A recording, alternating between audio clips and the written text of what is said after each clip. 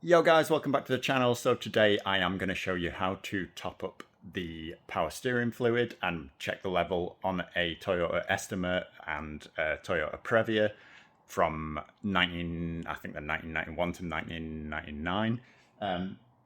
So first you're going to need to open the bonnet, so I will show you how to do that now.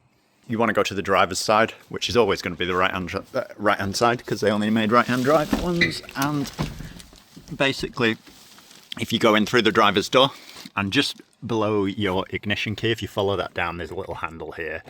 If you just pull that, that will pop the bonnet. And then once the bonnet is popped, if you just look below the badge and slightly to the right, there's a little handle here that basically pushes up. And then once you push that up, you can lift the bonnet up. And then the bonnet stay is clipped up under the bonnet.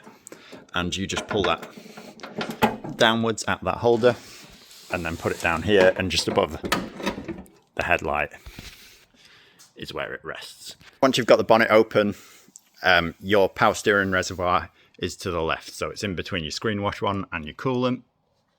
And basically it's just a twist cap. So just twist it to the left slightly and then it'll pop off. And you just want to top it up through the hole.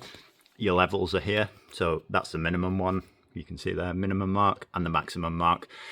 This one is bang on the line, so there's no need for me to top it up. It probably does need changing though, to be fair. And yeah, that is where your power steering fluid is. If that has helped you, make sure you leave a like on the video. I'll stick a link to the correct power steering fluid in the description down below if you want to use the link to buy it, save you having to try and find the right one. But if that's helped you, make sure you leave a like. Don't forget to subscribe, and I will catch you in the next one. Peace out.